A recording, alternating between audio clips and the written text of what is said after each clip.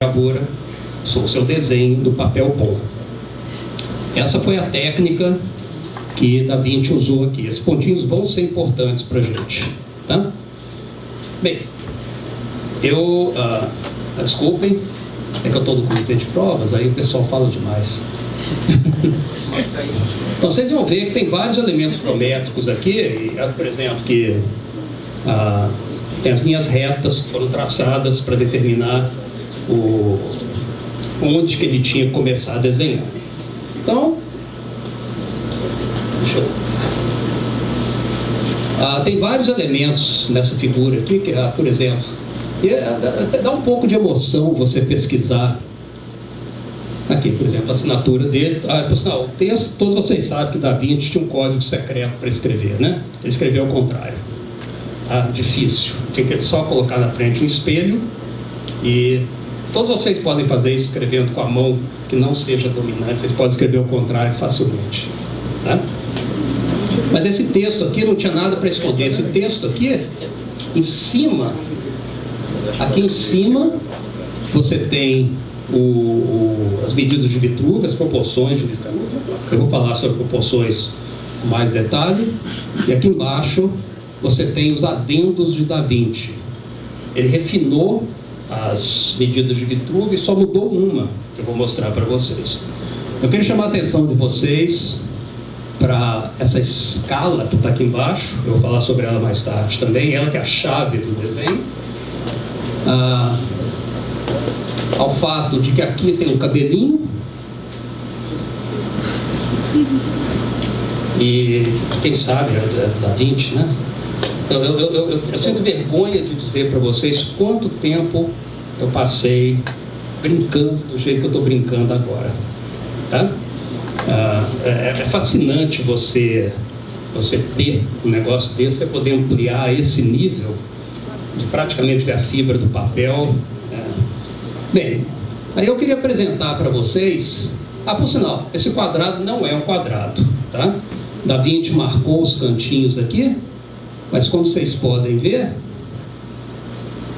aqui, ó, o pontinho está aqui, o quadrado fechou no lugar errado. Isso é realmente Da Vinci fez para registro próprio, tá? Então esse quadrado aqui não é um quadrado. Eu queria apresentar para vocês a primeira conclusão séria que eu tirei olhando para esse desenho. A conclusão é que Da Vinci não sabia desenhar, tá? Eu vou provar para vocês por A mais B, porque você vem aqui, aí você olha, o círculo fechou, igualzinho a nós todos, né?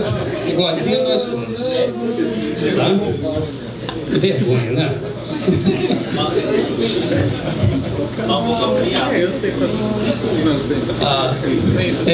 Não dá pra gente ver isso na internet, sabe? As imagens na internet são todas em baixa resolução, tá? Eu corri um bom pedaço de mundo até cair no professor Landros, que me mandou essa imagem. É claro que o que eu queria nessa imagem, e vai ficar claro mais tarde, eu queria saber onde estavam os furinhos. Tá? O professor Lester, o autor do livro, ele teve a imagem em mãos para escrever o livro. Quando eu escrevi para ele perguntando se por acaso ele tinha visto os furinhos e coisas assim, ele disse: não, a esse nível eu não cheguei. Mas foi ele que me encaminhou para o professor Landros, que me forneceu a imagem importante, mas que a gente pode fazer umas brincadeirinhas de vez em quando também, tá? Então, aqui você olha à vontade, mas quem quiser brincar depois,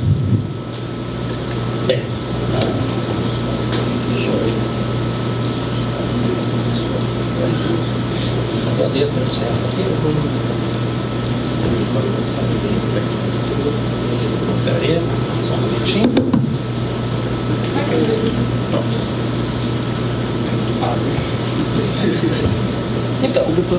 Então, em 1994, 84, descobriram isso numa biblioteca de uma pequena cidade italiana, uma cópia manuscrita e anotada dos livros do Vitruvius, sabe?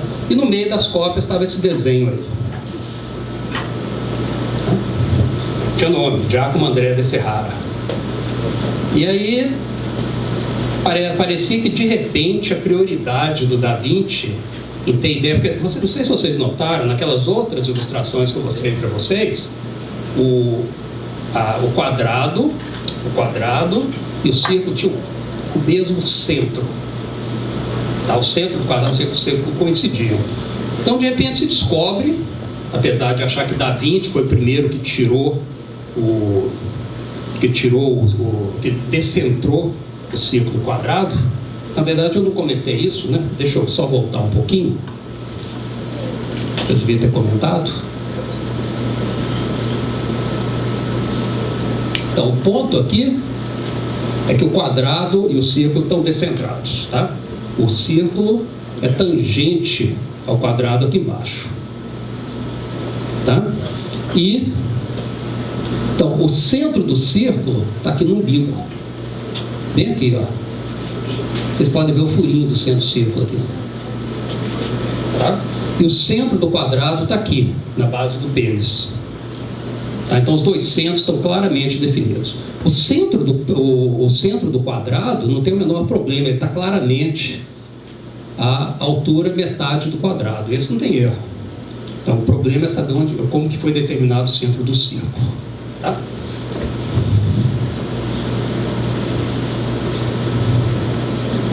Ups.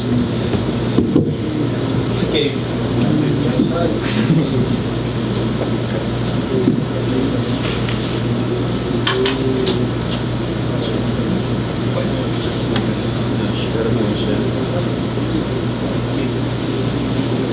Desculpem, está errado.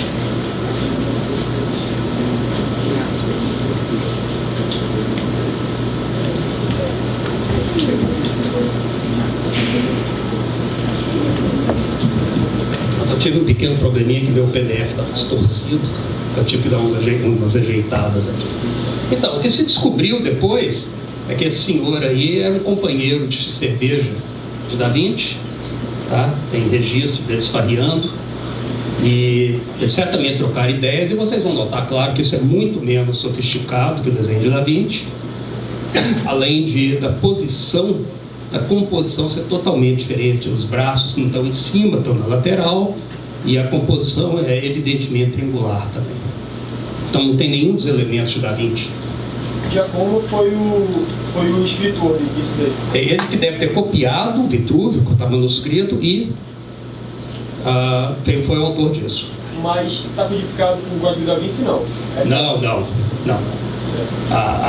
Bem, essa aqui não. No Código da Vinci eu nem sei. No filme aparece um vitruviano? Eu acho que aparece. Aparece? Eu não lembro. Eu sei que aparece a sequência de Fibonacci, aparece o normal, né? Aparece a sequência de Fibonacci, o número de ouro, né? Então, de qualquer maneira, a prioridade... Aqui não tem medidas anotadas, é só um desenho esquemático, tá? Então a prioridade continua com Da Vinci. Então, o Vitruvio, ele usou essas medidas: palmo, pé, cúbito e altura, além de dedos, tá? Então as alturas estão aí dadas em métricos, tá? Um palmo, 7,4 centímetros, que é 4 dedos, tá? Perdão. Não, peraí, tem uma coisa. 4 dedos, 7,4 centímetros. É isso. Um dedo é mais ou menos 85 centímetros de largura. Os meus são um pouco mais finos que isso. Depois tem o pé, que é 4 palmos. O cúbito, que é 44 centímetros e meio, basicamente. E aí você conclui que o homem vitruviano ali tinha 1,77 m, que é bem alto os padrões da época, tá? Da Vinci era descrito como sendo bem alto também. E que você tem 96 dedos. O dedo é a unidade básica, todos os outros são múltiplos simples.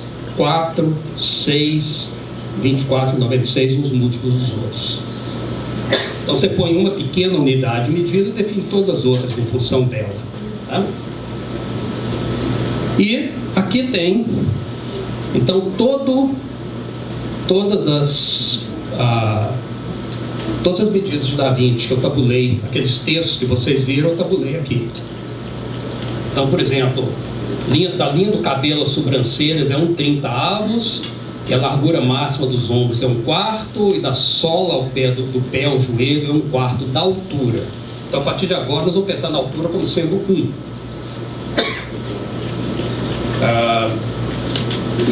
Alguns de vocês estão vendo uma fração aí que não combina com as outras? 1/7. 1/7 não combina com as outras. Esse 1/7 aqui é uma novidade da Vinci, porque essas duas aqui, e de Vitrúvio, são 1/6. Então, Vitrúvio achava que o tamanho do pé era 1/6 da sua altura, e Da Vinci achava que era 1/7. Por sinal, depois dessa conferência, vocês podem fazer uma experiência interessante, que é se sentarem lá fora, se contorcerem um pouquinho e verificarem que o seu pé é praticamente do tamanho do seu antebraço, do cotovelo até o punho. Tá? Depois. Você repete, por favor. O seu pé é mais ou menos o tamanho do seu punho até o seu cotovelo. Isso aí você pode verificar por justa posição, você não precisa medir, não. É muito melhor, né? É só os dois tempos. Bem, aí, você... Olha. Porque tipo, o quadrado e o círculo não tem o mesmo centro? Não, porque é só você ver que o círculo é tangente ao quadrado embaixo, mas de cima ele sai. Então, para ter o mesmo centro, ele deve ser tangente internamente aos 4 lados. Tá? Oi? Não, um lado do quadrado não, embora aqui você tem aqui ele está dando uma relação métrica, tá? Ele está usando aqui a única medida, essas medidas, o equivalente em medidas modernas delas é conhecido, tá? E quando ele diz que a altura é igual a 4 cúbitos, se você sabe quanto que mede um cúbito, então você sabe qual que é a altura do modelo dele. Tá? Nota bem, aquilo ali é um código de proporções. Se um cúbito valesse 50 centímetros, em vez de 44, então o modelo dele teria 2 metros de altura. Certo? Então ali a questão não é a medida absoluta, é a relação entre as medidas, ou seja, as proporções. Tá? Então, aí você chega à segunda conclusão brilhante que eu tirei analisando isso, é que Da Vinci não sabia somar frações. Ô louco, né? Aqui. Da Vinci nos diz que da base do pescoço até o topo da cabeça é 1/6. E que da ponta do queixo ao topo qual que ele diz pra gente? Não, que da base do pescoço ao topo da cabeça é 1/6, e que da base do pescoço até a linha do cabelo é 1/7. Quando você tira 1/6 menos 1/7, sobra 1/42 avos aqui. Tá? Agora, ele também nos diz que da ponta do queixo ao topo da cabeça é 1/8, e que da ponta do queixo à linha do cabelo é 1/10. Então você tira 1/10 de 1/8, você fica com 40 avos. Então Da Vinci está nos dizendo que 40 avos é 1/42 avos. Tá? Isso é uma descoberta que eu fiz, tá? Porque ele não sabe. Tá? É claro, isso é relevante, né? É uma brincadeira, claro, a diferença numérica é mínima. E ele está dando um guia prático para artistas, ele não está realmente interessado. Mas é curioso, porque se você é um matemático, você vê vários denominadores, tudo múltiplo de 2 a 3, depois um sétimo no meio do caminho, você já sabe que alguma coisa vai dar errado. Tá? Então essa é a segunda conclusão. Leonardo nos diz também, isso aqui eu vou deixar de presente para vocês, porque até hoje Eu escrevi para o professor Landro, escrevi para o professor Takashi Ida, que vai aparecer mais tarde, para explicar isso aqui. Leonardo disse: se você abrir suas pernas de modo a reduzir sua altura de 1,14 avos, quer dizer que entre a sola do pé e fechado e do pé aberto deve ter 1,14 avos a menos, tá? Então ele diz que as suas pernas vão fazer um ângulo de 60 graus. Bem, olha, eu simulei isso no GeoGebra, não dá certo, tá? Então eu não tenho a menor ideia de como, de que isso quer dizer, na verdade. Tá? O ângulo de 60 graus não aparece, inclusive eu encontrei artigos, tá? O ângulo das pernas na gravura é em torno de 52 graus.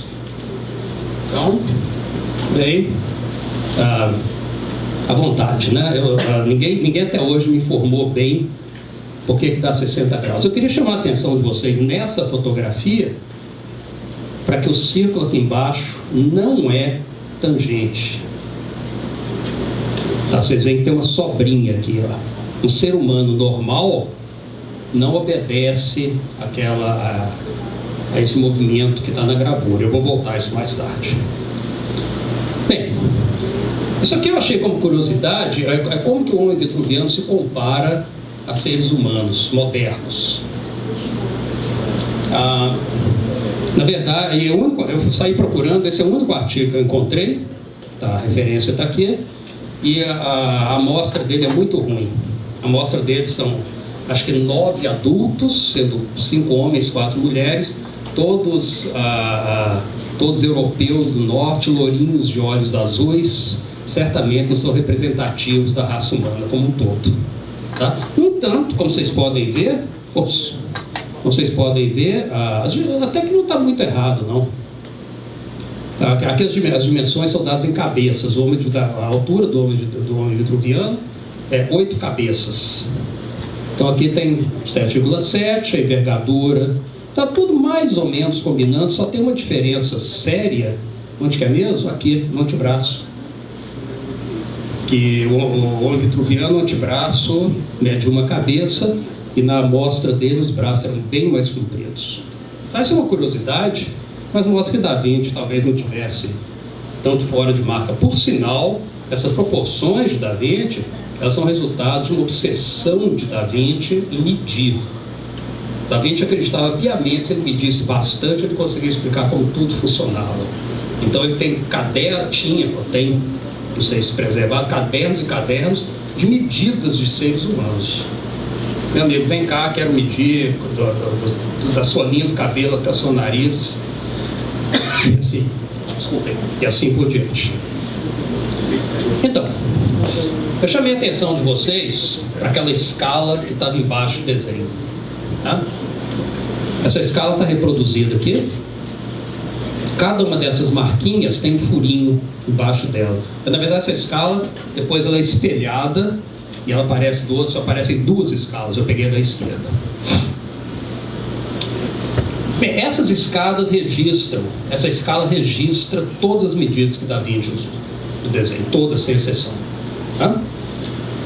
Começando daqui, que eu tomei como origem, esse primeiro pontinho, quer dizer, notem bem, eu não coloquei esses pontos à mão, não. O que eu fiz foi o seguinte: no GeoGebra eu fiz o melhor quadrado que eu consegui, defini e coloquei esse ponto vermelho aqui, tracei um círculo de 1 sobre 96 avos vezes o raio do quadrado. Ele caiu ali no 1 sobre 96. Tracei um círculo de raio 1 sobre 48 avos, 1 sobre 30, 1 sobre 24. São todas medidas que aparecem no que Da Vinci escreveu. Algumas dessas não aparecem, me deram algum trabalho. Por exemplo, esse 1,30 avos aqui. Esse aqui, ó. Eu cheguei por experimentação. Tá? E aqui tem uns 5,24 avos, que foi o que me deu mais trabalho para achar onde está. Ele está aqui, ó, nesse segmento vermelho. Isso é 5,24 avos da altura. Tá? Aqui pega a base, o segmento que liga a base dos peitorais. Vocês vão ver frequentemente desenhos desse tipo aqui, ó. O homem vitruviano e outras obras de Da Vinci gradeados com 1 milhão de retângulos. tá? E todas as medidas possíveis. Aqui eu marquei apenas as medidas que efetivamente aparecem na descrição de Da Vinci. Então, vamos agora abordar a questão de onde está o... Espera aí, eu estou de tempo. Onde que está o umbigo do rapaz? Tá? Então, para você determinar uma circunferência, você tem, em princípio, bom, tem outros, mas essas são as que você vê frequentemente em curso de geometria. Você pode... Você pode determinar uma circunferência conhecendo o centro e o raio. Bem, se eu estou procurando saber onde que Da Vinci colocou o centro, eu não vou sair procurando centro e raio, eu tenho que achar o centro. Então, para trabalhar, essa aqui está excluída. Essa aqui, não sei se vocês conhecem, isso aqui é uma maneira de você caracterizar esse arco de círculo aqui, dado um segmento vermelho e um ângulo, você caracteriza o arco de círculo aqui como o conjunto de pontos que enxergam esse segmento com o mesmo ângulo. Todos os três ângulos vermelhinhos aqui são iguais. Essa foi a propriedade do círculo, uma maneira alternativa de definir o círculo, que é infelizmente, pouco vista no ensino médio. A gente conhece aqui como arco capaz. Ou seja, isso aqui é uma tela de cinema. Se você se sentar em qualquer lugar ao longo desse arco aqui, você vai ver a tela pelo mesmo ângulo. Tá? Esse arquinho pequeno aqui que eu deixei cinzento, ele tem o ângulo que, somado com esse aqui, dá 180 graus. Essa propriedade. Por isso, como arco capaz, é um lugar geométrico interessante de vocês estudarem. Tá? Bem, a figura não tem nada a ver com ângulos e segmentos e tudo, então certamente Da Vinci não... E também determinar o centro da circunferência a partir daqui dá um pouquinho de trabalho. Então Da Vinci não pensou assim. Eu estou contando para vocês como eu pensei, tá? Então, certamente Da Vinci determinou a circunferência com esses 3 pontos. Porque uma vez conhecidos 3 pontos na circunferência, basta você traçar a mediatriz dessa corda e a mediatriz dessa corda e você tem um centro, ou seja, é trivial. Se você conhece 3 pontos de circunferência, você tem o centro na mão, e você tendo o centro na mão, você tem o raio também, mas o meu interesse aqui é o centro. Todos sabem que é uma mediatriz, né? Certo? A reta perpendicular, que passa, a mediatriz desse segmento aqui, é a reta perpendicular que passa pelo ponto médio. Então eu decidi, fazendo poderes mediúnicos, que Da Vinci certamente colocou a circunferência ali marcando 3 pontos. É por isso que eu precisava da gravura, para saber onde estava esses pontos. Bem, não tem problema, né? Quais são os pontos óbvios que estão ali? Esse, evidente, ponto médio aqui, onde os pezinhos se juntam, e os pontos onde os dedos tocam o lado superior do quadrado. Então são esses 3 pontos que Da Vinci usou, e fica muito fácil, inclusive, porque esse aqui é simétrico desse com relação à reta vertical. Então o processo de achar o centro é bem fácil. Só faltava saber qual que era essa distância aqui. A distância entre o vértice do quadrado e o ponto onde o dedinho encontra o quadrado. Tá bem, Da Vinci deixou a escala para a gente e eu verifiquei que está correto. Essa distância é 1/30, um trigésimo do lado do quadrado. Mas aí como se costuma dizer, Inês é morta, né? Foi? Chegou a verificar esse valor? Eu peguei, primeiro, 1/30 é uma medida que consta aqui. Aqui 1/30.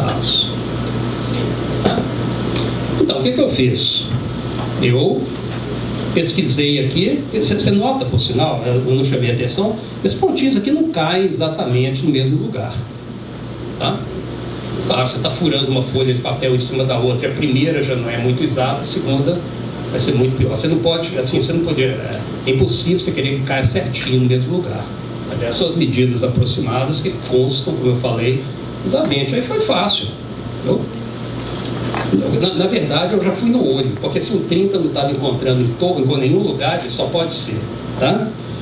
Mas depois eu simplesmente pedi para o GeoGebra traçar uma circunferência com centro nesse ponto de raio 1,30 avos do lado do quadrado e caiu exatamente ali, tá? Isso não é uma pesquisa rigorosa matemática, porque o desenho em si, ele não se presta a isso, sabe? Ele é inexato. Eu já vi gente pesquisando isso aqui, primeiro normalizando o quadrado, ou seja, em vez de usar esses pontos todos, não, confesso, todos os vértices do quadrado, eu coloquei ali, meio na mão, até ajustar no olho. Porque eu achei que não vale a pena você pegar o quadrado que melhor se ajusta, porque não vai te trazer informação nova, tá? Então, deu 1,30 avos e eu testei. Essa aqui é a linha vertical, eu tracei essa mediatriz e cobriu o buraquinho do umbigo, certo? Ou seja, realmente, na minha opinião, é assim que o círculo foi construído, por 3 pontos, esse e esse, e traçando 2 mediatrizes. Traçar a mediatriz, que todos vocês sabem, é um processo trivial. Então, uma vez que eu fiquei satisfeito que isso dava certo, você faz depois quem quiser, eu mostro isso com mais detalhes, você faz uma simples brincadeirinha com dois triângulos semelhantes, e você chega à conclusão que a altura do umbigo é 137 sobre 225 avos da altura. Semelhança. Os dois triângulos são semelhantes. Eles são triângulos retângulos e têm esse ângulo em comum. Então, automaticamente semelhante, virou um problema de semelhantes triângulos do primeiro ano do ensino médio, né? Tá? Então, esse é o número. Que expansão decimal, tem essa expansão decimal interessante aqui, tem um longo período de 8, tá? A gente podia chamá-lo de 1,60609, né? Já fica bom o suficiente. Bem, quando eu descobri esse número,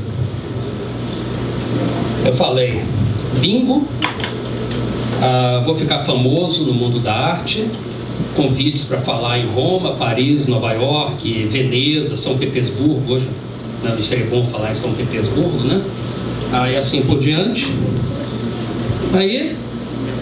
Mas essa euforia da descoberta durou pouco, tá? Eu tinha uma pasta onde eu guardava todos os artigos que tinham conotações místicas com o número de ouro, com essa gravura, sabe? Uma questão de masoquismo mesmo. Dá para ler assim, para sofrer. E acontece que eu tinha colocado um artigo lá que não pertencia, o título dava a entender que pertencia, mas não. Esse artigo é um artigo do professor Takashi Ida, porque depois eu entrei em contato.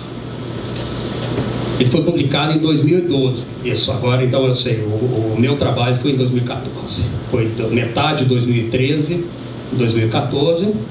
O professor Takashi, ele chegou aos 137 sobre 225 antes de mim.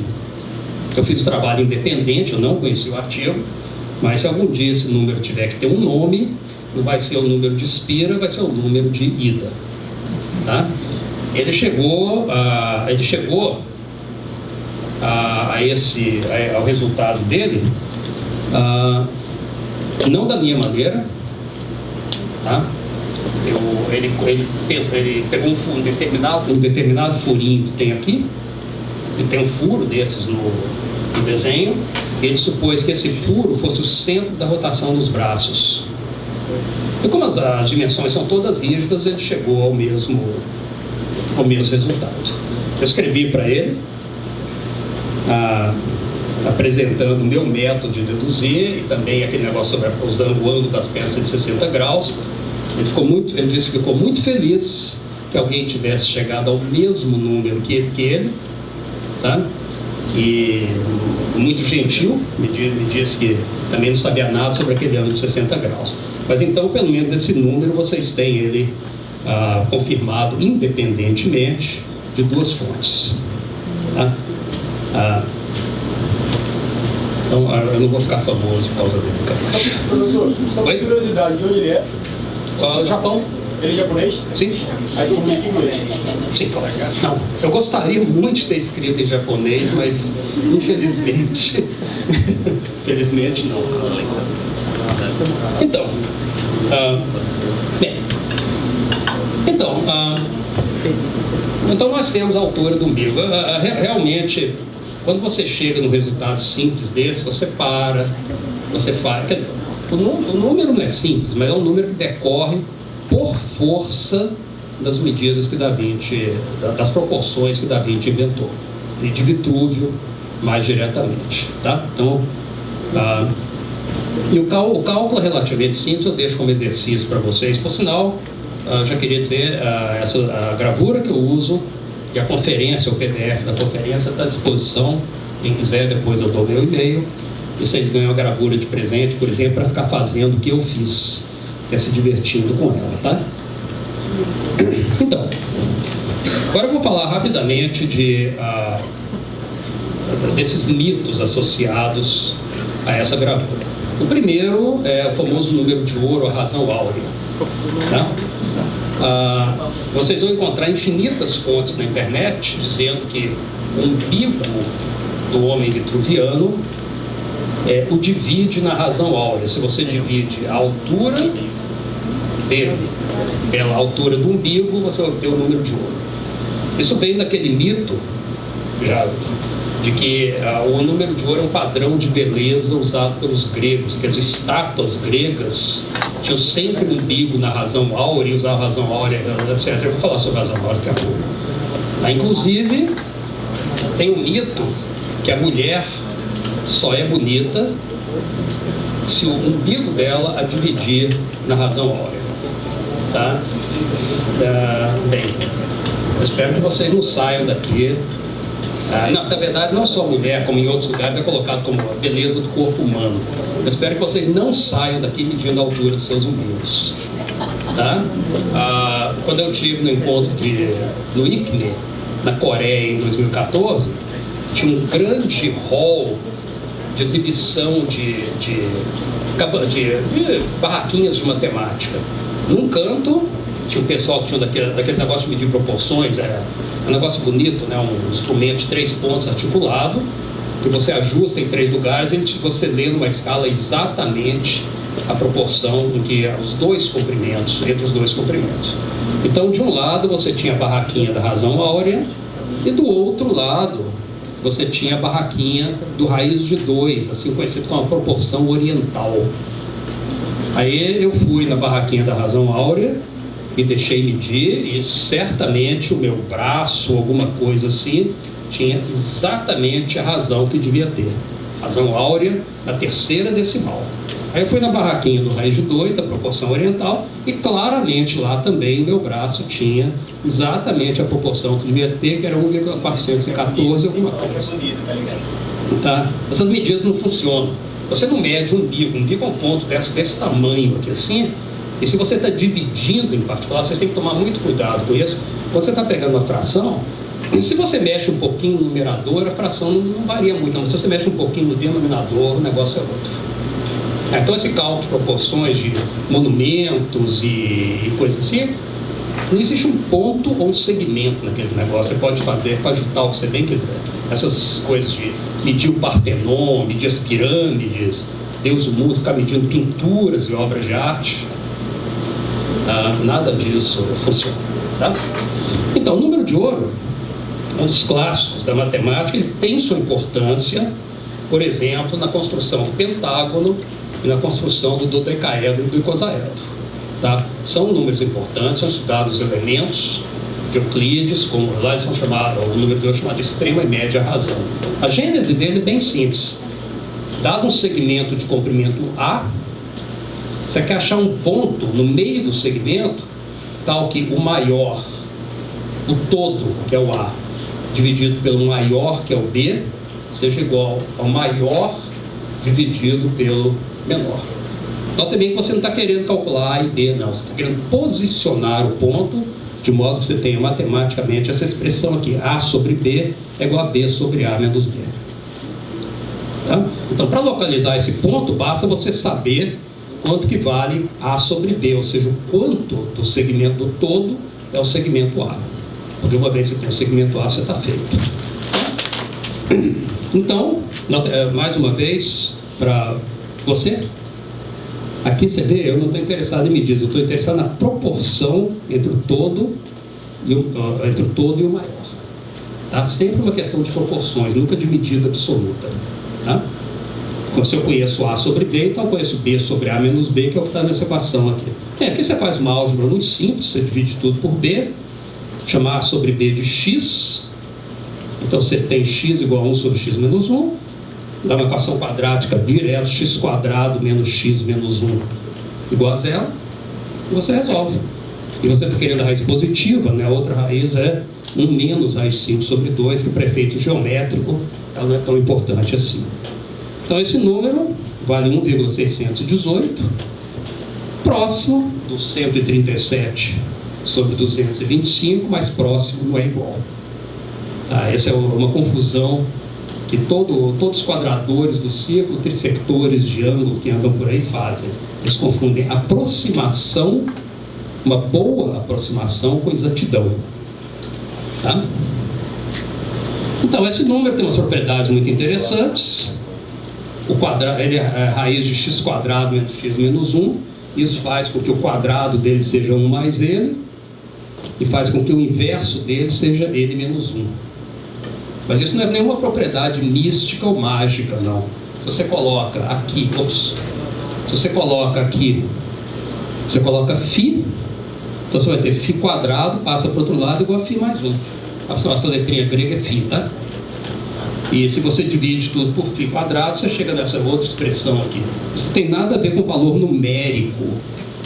Não, isso tem a ver com o fato desse número ser raiz desse polinômio.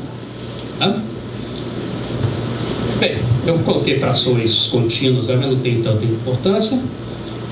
E agora, só para ilustrar, eu tracei nessa figura um círculo verde centrado no umbigo, cujo raio é a razão áurea, supondo que o raio do quadrado é 1, o lado quadrado é 1. E como vocês veem, não combina com o círculo de Da Vinci. Tá? Então, me preocupa muito essa ideia que a gente que sabe um pouco de matemática, a gente pode intimidar uma pessoa que não sabe tanto com a gente, dizendo, não, mas esse número é a raiz de uma equação de segundo grau, eu resolvo pela fórmula de Bhaskara, aí você mostra aquela fórmula, não, esse cara está falando com autoridade. Tá? Me preocupa muito essa questão de alguém chegar e usar matemática como linguagem de poder, supondo que a audiência não vai poder questionar o que nós que sabemos um pouco de matemática estamos falando. Tá? Isso é uma coisa perigosa, é bom vocês prestarem atenção nisso. Então, eu vou pular essa parte aqui, porque ela não é tão importante.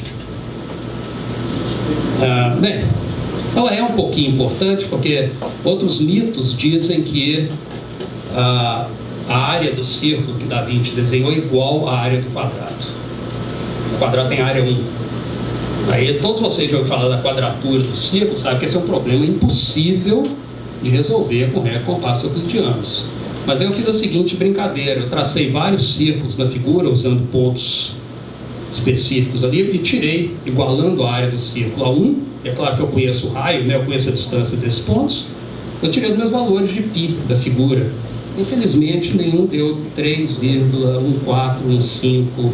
Tá? Essa foi uma brincadeirinha, você tem vários valores de π, dependendo dos pontos que você escolhe. Esse é o melhor de tudo, 3,2. Tá? Se você traça esse círculo. Mas foi uma brincadeirinha, não tem nada a ver com esse mito. Agora, tem um mito interessante. Infelizmente, eu não tenho tempo. Quando eu estava fazendo minha pesquisa, essa conferência, eu caí no Museu Galileu. É um museu importante da Itália.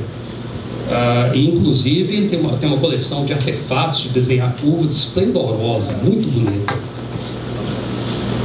E eu vi um videozinho deles que eles repetem que o número de ouro está lá, usando traços bem grossinhos, e com animação você faz o que você bem quer, né? Dizendo que Da Vinci tinha escondido aí a solução de um problema que também é impossível por regra compasso, que é a construção do heptágono regular. Gauss, vocês que seguirem a carreira matemática, vão estudar álgebra, vão estudar um pouquinho de teoria de Galois e números complexos da unidade, né? E vão ver que é impossível por regra compasso construir um heptágono regular, além de outros, uma infinidade de outros polígonos regulares. E de repente, nesse vídeo, eles mostram como construir o heptágono regular. O Da Vinci escondeu ali o heptágono regular. Então, isso é uma animação que aparece o heptágono regular. Se tiver um tempinho no final, eu mostro para vocês. Então, o que acontece é que tem uma construção do ilustrador alemão famoso, o Albrecht Dürer, que é mais ou menos isso aqui. Você pega um triângulo equilátero, eles colocam um triângulo equilátero em cima da figura, aí você pega o ponto médio de um lado do triângulo equilátero e você rebate esse ponto médio aqui. Eu vou fazer essa construção com vocês.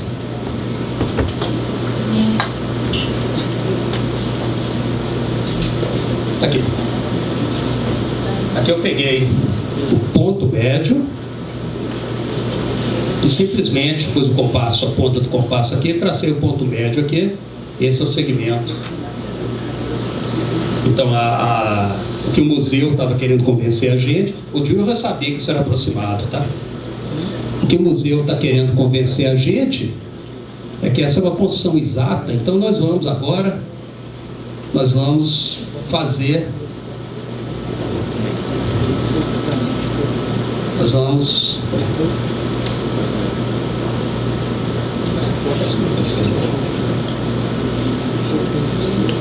desculpa, só um momentinho.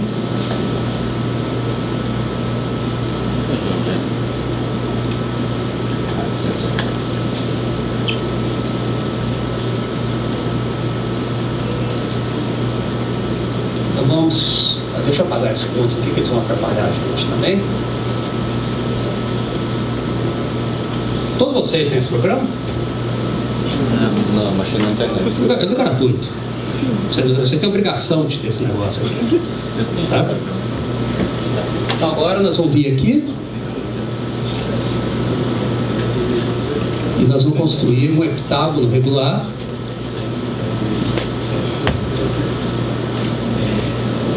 Desculpem, eu estou sem o mouse, está deslizando um pouquinho demais. Deixa eu... Um heptágono regular aqui e aqui. Pronto. Eu vou construir ele com 7 lados.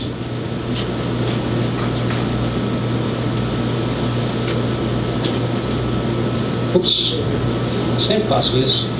Eu construo para o lado errado. Vamos construir de novo.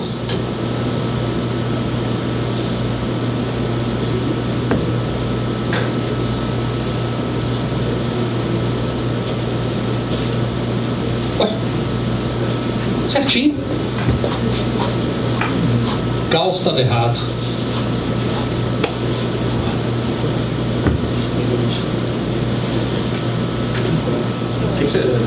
Gauss provou que é impossível. No entanto, eu acabei de fazer para vocês. Qual que é o problema? Confesso que eu levei um susto quando eu fiz. Bem, então vamos focar nossa atenção nesse ponto aqui, tá?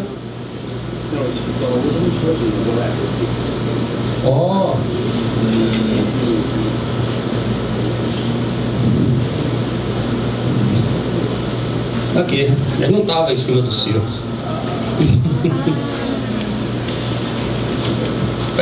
Parece, mas não é, né? Eu estava acreditando que estava errado. Você caiu, né? Eu caí. Tá? Então essa é a diferença que eu queria chamar a atenção de vocês, e que realmente vale a pena vocês terem crítica quando essas coisas são faladas. E mais uma vez vocês vão encontrar isso uma quantidade totalmente absurda de sites místicos e coisas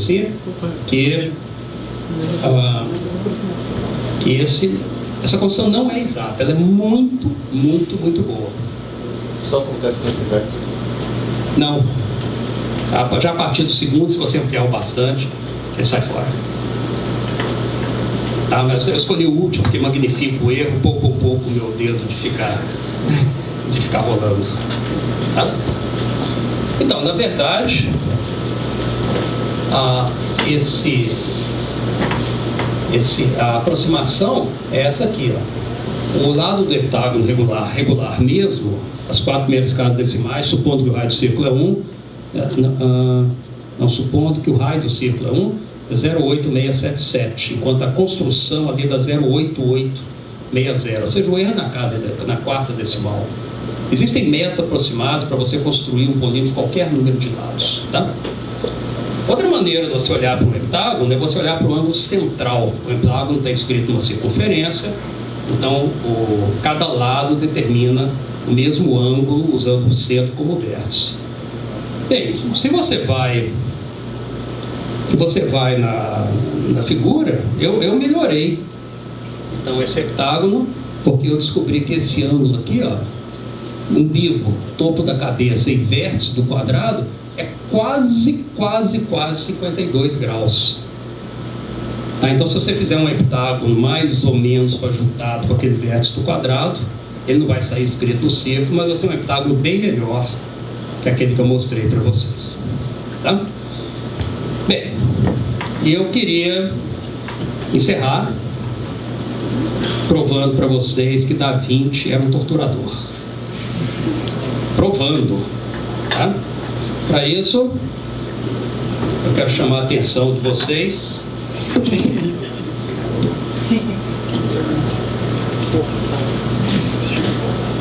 Eu quero chamar a atenção de vocês para essa... Bem, eu olhei demais para essa gravura. Ao que me consta, eu li bastante, nunca vi essa observação. Tá? Não sei se vocês notaram que aqui a tíbia do freguês, a perna dele está retinha, né? Mas a perna dele aqui está curva, ao ponto da fratura. Sabe? Aí, bem, Da Vinci, ele desenhava com uma precisão anatômica extraordinária. Da Vinci fez estudos extraordinários do corpo humano. Inclusive, ele gostava de pegar um cadáver fresquinho, daqueles enforcados e coisas assim, levar em segredo e dar uma olhadinha. Da Vinci estudou com muito detalhe a anatomia do ser humano. A gente deve a Da Vinci, inclusive, aqueles primeiros desenhos de um corpo humano. Por exemplo, você tem a cabeça de alguém com metade da calota removida para você poder ver o cérebro. Tem o desenho icônico dele, que é de um feto na barriga de uma mulher grávida. Da Vinci ia fundo nas coisas. Foi ele que inventou essa ideia de você tirar um pedaço para mostrar como que é por dentro. Então, aqui, eu depois de muito olhar, fiquei intrigado com isso e resolvi medir, claro, né? Ops, o que eu fiz?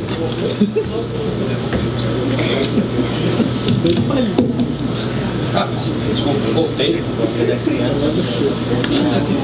Eu fiquei intrigado. E eu notei que nós temos esses pontos aqui, ó, na base da rótula, que estão desenhados. Ele está desenhando aqui os ligamentos, a anatomia da parte de baixo da rótula. Eles estão no círculo centrado na base do pênis, no centro do quadrado. Tá? Enquanto as pernas estão girando com o centro no umbigo. Então, é evidente que não combina, porque à medida que você vai rodando, a distância entre os dois círculos de rotação, que é o vermelho e o círculo azul, ela vai aumentando. Então, fui lá e medi. No melhor, na mão, né? Mas como vocês podem ver, entre essa perna, que o GeoGebra mediu com 7,45, e essa perna aqui que o GeoGebra mediu com 6,94, tem 0,5 de distância, ou seja, tem quase 70,5, certo? Tem uma diferença de quanto?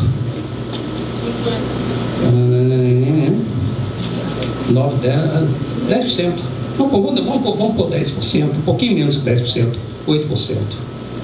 Ou seja, é evidente que para encaixar o homem vitruviano aí, Da Vinci teve que quebrar a perna dele. Tá? Hã? Bem, então, isso encerra a minha conferência. Eu espero que essas conclusões tenham divertido vocês. Tá? E eu espero também que eu tenha uma mensagem. A gente, o Eduardo mostrou para vocês que Eratóstenes, ele descobriu a medida da circunferência da Terra e o raio também, claro, né? Usando triângulos semelhantes. Só. O resto é tudo observação. Tá?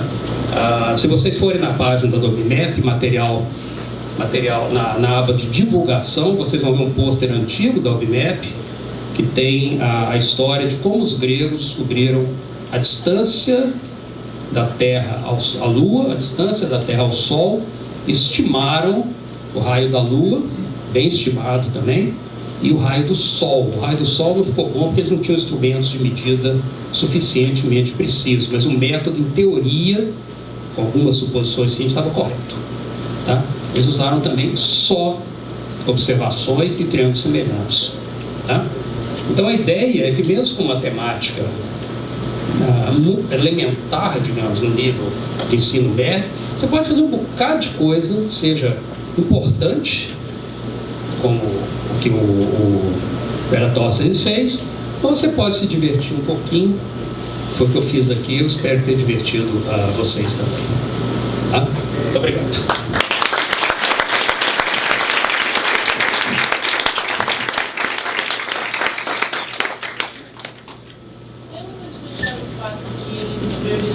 Direito da perna do osso. Que ele priorizou? Sim, que quando ele desenha ele com a perna branca do lado direito. Provavelmente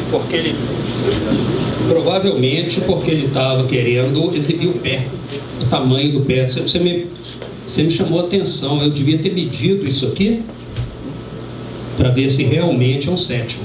Não medi. Sabe, mas eu acho que ele estava querendo mostrar mais uma vez onde ele usou das medidas. Curiosamente, você deve ter notado que um sétimo não aparece naquela escala, né? Eu vou ter que fazer isso agora, hoje à noite já fiquei curioso. Por sinal, uma coisa que eu queria falar aqui é o seguinte, talvez algum de vocês possa me dar uma ideia. O problema é que aqui, não é que Da Vinci não soubesse o que ele estava fazendo, ele ficou preso no próprio esquema dele.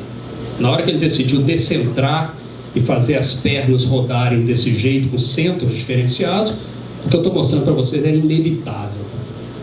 Sabe, não tinha jeito.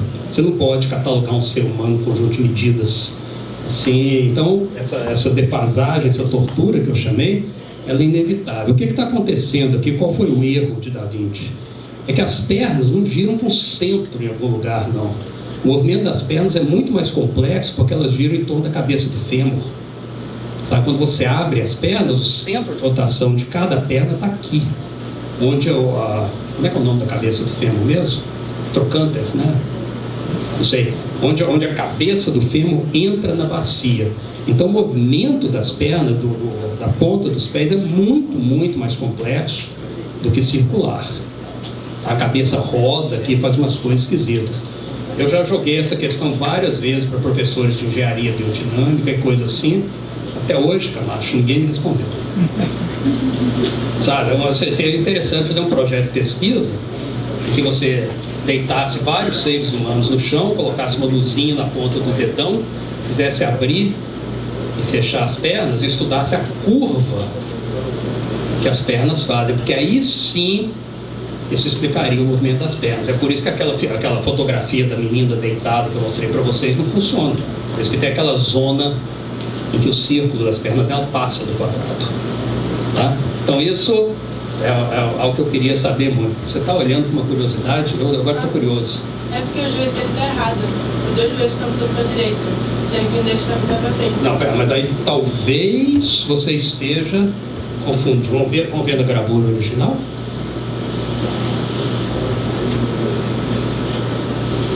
Ó, os dois joelhos estão olhando pro mesmo lado, mas ele tá com o pé pra frente. Então, ou ele virou o pé do cara, ou... Esse joelho aqui, ele tá de frente, esse aqui ele virou um pouquinho, porque o pé tá um pouco para dentro, né? Um pouquinho para dentro, então ele fez um pouco assim, o outro tá assim, né? Tá apontando para você, o outro tá assim. Mas o joelho tá na mesma posição que o pé que tá do lado. É interessante, você tem razão, os dois pezinhos estão mostrando o dedão para você e a rótula mudou, né? Nunca tinha percebido isso, o que eu percebi foi só, tá vendo, os pontos que eu coloquei estão aqui, tá vendo? Isso aqui está desenhado com precisão anatômica em todos os joelhos, tá vendo? Onde acaba essa dobrinha, digamos assim. Tá? Eu nunca tinha percebido. Essa gravura, quanto mais você olha, mais você vê. Você é que eu já vi demais, né? Eu já perdi a capacidade de achar novidades nela. Mas parece que você disse mesmo, que ele está sendo espremido, né? Sim, é visível. É visível que isso aqui até aqui, é maior que daqui até aqui. A curvaturazinha até da canela, assim, né? Que parece mais... Não. Aqui é fratura mesmo. É isso. Acho que é por isso essa curva aqui é totalmente antinatural. Aí.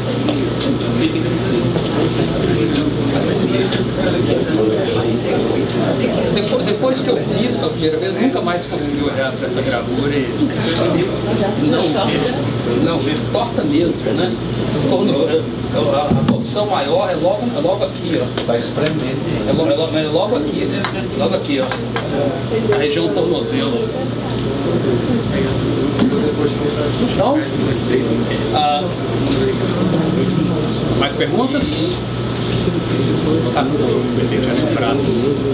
Eu fico à disposição, tá? Eu vou estar aqui amanhã vocês vão sofrer outra vez comigo, podem se preparando, tá? Eu fico à disposição de vocês para conversar sobre isso, tá? Quem tiver ideias ou quiser contribuir para mim, tá? Oi? Pode ter um desse espremido. Então, por exemplo, na época que ele desenhou, teve várias vezes uma coisa que deixava os corpos que ele estudava assim. Não.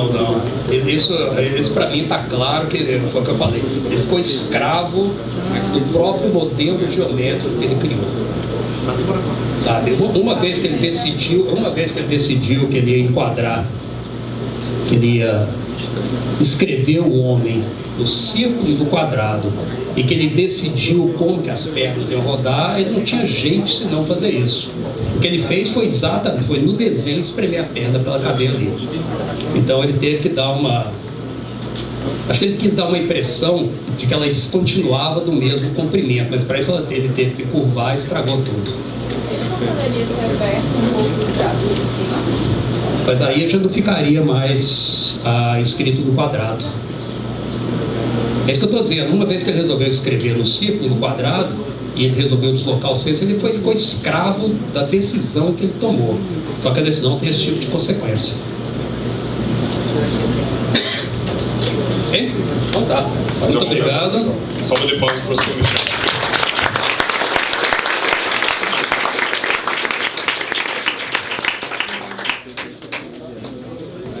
Vamos dar continuidade à nossa programação.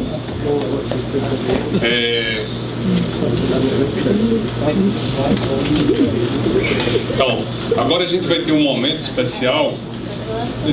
Todos esses momentos estão sendo especiais. Esse, em particular, é um momento diferente do que a gente tem visto até agora, que é um momento com os alunos que um dia já estiveram aí nessa situação de vocês, mas hoje estão na FGV do Rio, tá? Então a gente vai começar primeiro com um depoimento remoto de um aluno do primeiro ano, que é o Jean, tá? Que a gente vai ver por vídeo. Fala, Jean.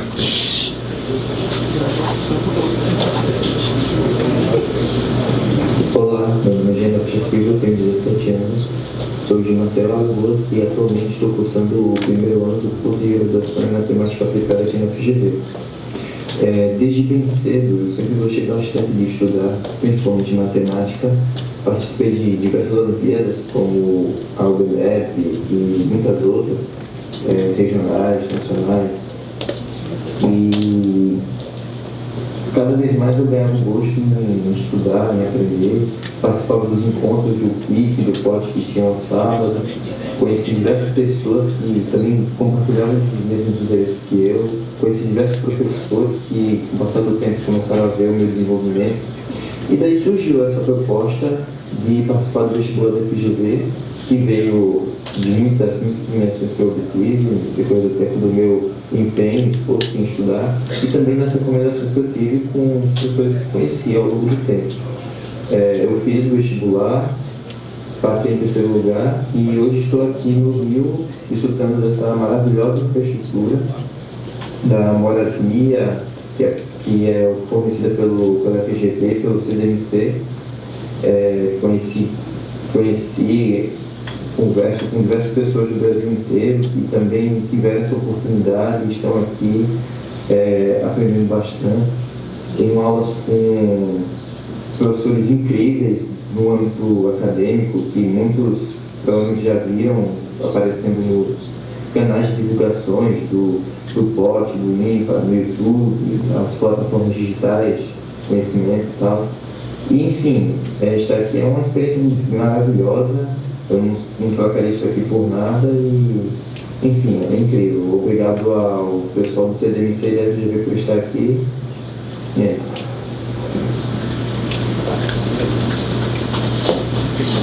Gente, agora a gente...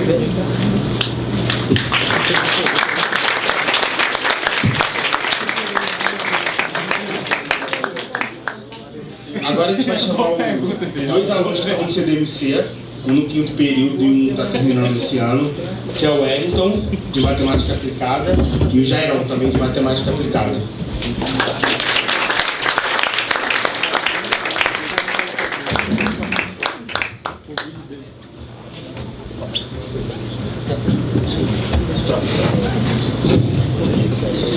Oi, gente.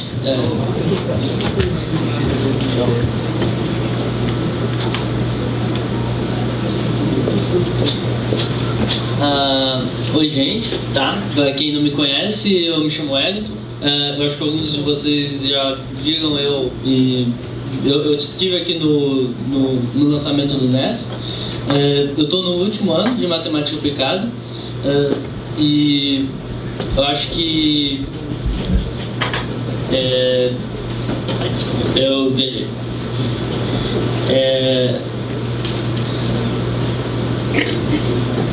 Desculpa, deu um banho. Calma, deixa eu voltar. Eu estou no último ano de Matemática Aplicada na FGV. Eu sou aluno do CDMC e eu estou lá há 3 anos morando na moradia que oferece, conseguindo ganhar bolsa e participando das aulas e tendo várias oportunidades com isso. Eu espero seguir carreira acadêmica e é isso. Não tenho muito mais. Eu sou o Jairão, estou no 5º período de Matemática Aplicada lá na FGV. Sou daqui de Alagoas, nasci em Maceió, estava morando em União dos Palmares. Já participei de alguns eventos como esse aqui, que já tiveram antes, não o CDMC, que é novidade desse ano, né? Mas batalhas de matemática, já várias. E fiquei muito feliz com a oportunidade para o CDMC. Estou lá no Rio, estou lá há 1 ano somente, porque o primeiro ano foi online. Isso aí. Gente, se vocês tiverem alguma pergunta, alguma dúvida, qualquer coisa que vocês queiram saber sobre os alunos, agora é a hora, tá bom? Por favor, podem perguntar.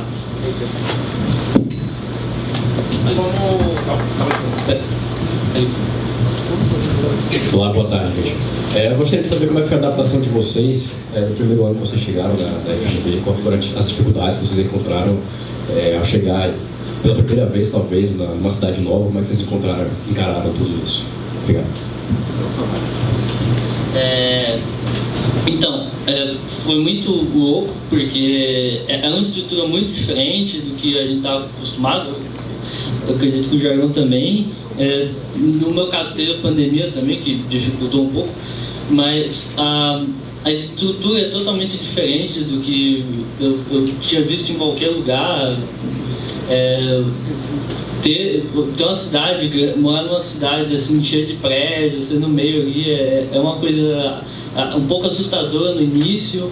Às vezes você não está tão acostumado com o nível das disciplinas, mas é uma coisa que acho que se você se esforçar, você consegue pegar. O início é sempre complicado, a adaptação, mas eu acho que se dedicando ali, tomando um tempo a mais aí, você consegue se adaptar.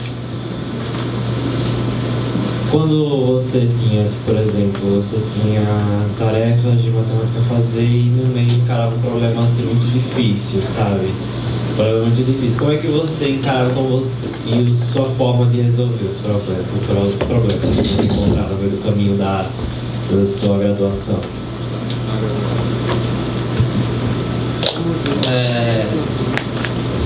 Problemas difíceis assim, a primeira coisa é insistir bastante, né?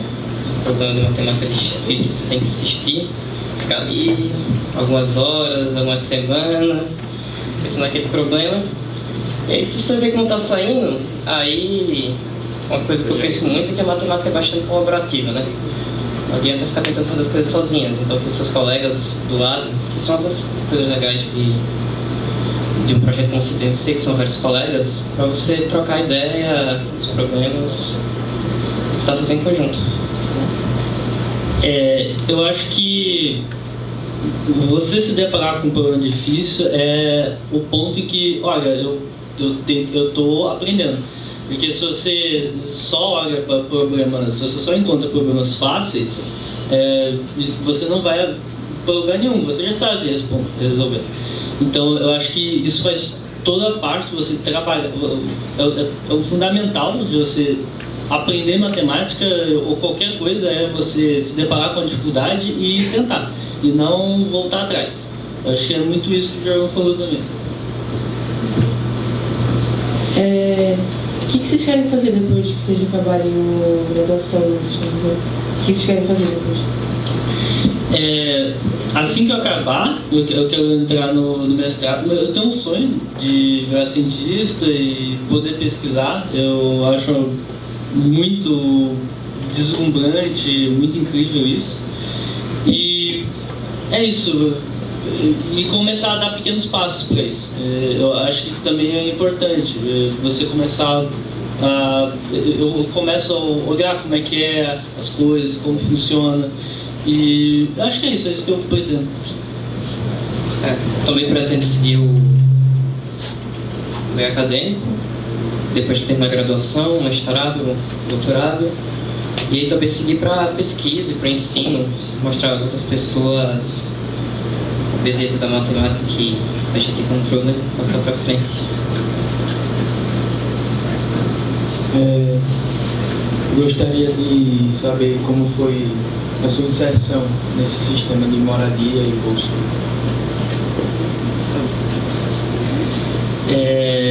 Então, você tem todo... Eles te o CDMC, se eu posso falar alguma besteira, por favor, me corrija. O CDMC te encaminha, se você quiser, para uma moradia, ou senão você pode arrumar um lugar ali para morar e vai receber o valor total da bolsa. E isso é bem tranquilo. Quando você chega no Rio, você faz a conta lá no banco, vai receber o dinheiro, você é direcionado para a moradia, é tudo bem organizado, você vai conversando isso por e-mail também. E sim, não encontrei nenhum problema nisso. Acho que não é uma coisa a se preocupar tanto. Só acrescentar que a organização não tem preocupação. Você vai chegar lá, o hotel já vai estar preparado para você, vai receber você direitinho, então bem tranquilo. Oi, eu queria saber sobre essa rota até vocês entrarem na FGV. O Jean falou mais ou menos que ele sempre gostava da matemática, de resolver problemas, estudar em geral.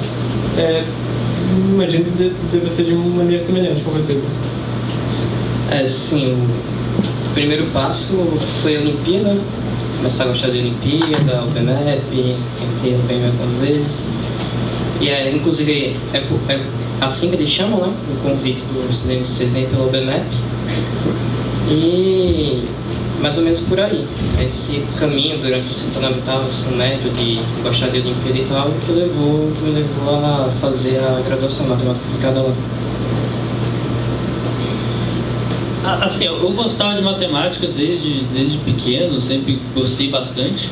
Só que eu até me desincentivei por um tempo, mas uma coisa que me levou a gostar de novo foi as Olimpíadas de Matemática. Como os problemas são desafiadores e mais interessantes. E acho que foi isso que me despertou a querer seguir isso. É uma curiosidade misturada com uma beleza que você vê nos problemas. E acho que no fundo é isso que você procura, alguma coisa que você goste, que você se interesse, e é isso. A minha pergunta no caso são duas, praticamente a mesma coisa. O que vocês mais gostaram na faculdade da FGV, no curso que vocês escolheram, e a melhor experiência que vocês tiveram, assim, o que vem na mente quando você pensa nesses anos que vocês estão lá? Eu acho que a resposta para a pergunta é oportunidade, porque não só de mim, eu acho que para mim o que fez mais diferença foi poder fazer projetos de iniciação científica, mais de um, e com vários professores muito capacitados. E isso não é uma coisa que você necessariamente acha em todo lugar, e com a variedade de projetos. E além de outras coisas que você consegue achar que abrem muitas portas, como estágio, própria área de ensino mesmo. Então, eu acho que pra mim uma das coisas que eu mais gostei na FGV é a oportunidade de começar a fazer matérias da pós-graduação, do mestrado e doutorado na graduação. Então, tipo, no primeiro semestre eu já aproveitei que eles deixam para pegar alguma coisa no segundo. Eu queria saber, assim, como é a estruturação do curso de matemática aplicada lá na FGV e como foi o processo para vocês publicarem artigos científicos, que eu vi que o Washington ele divulgou, ele foi alguns. Eu não sei se já divulgou, mas como seria assim? Aí você tem duas partes, né, que é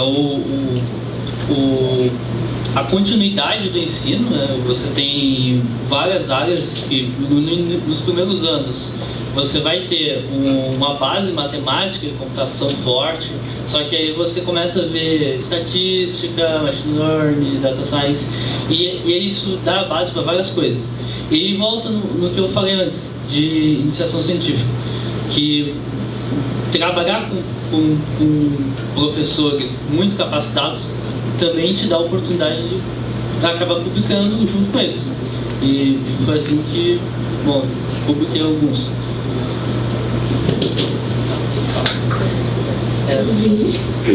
Eu vi que o professor Camacho falou sobre intercâmbio nos cursos, né, disponível.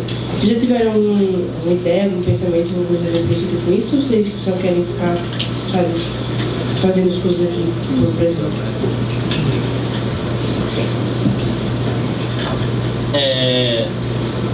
Eu não vi muito como é que funciona o intercâmbio dentro de matemática. Não sei se tem tanto essa possibilidade. Eu suponho que tem, mas o que eu vejo mais é mais dentro, e quando terminar, aí você ter uma oportunidade fora.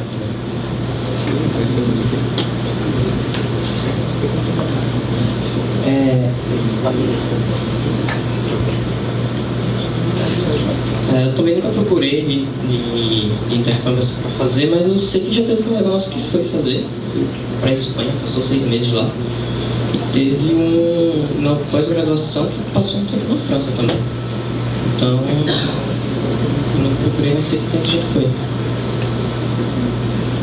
O Jean falou no vídeo que ele passou em terceiro colocado no vestibular. Em qual colocação vocês passaram? Eu não lembro não. Já faz 2 anos. Não, o meu faz 3, assim.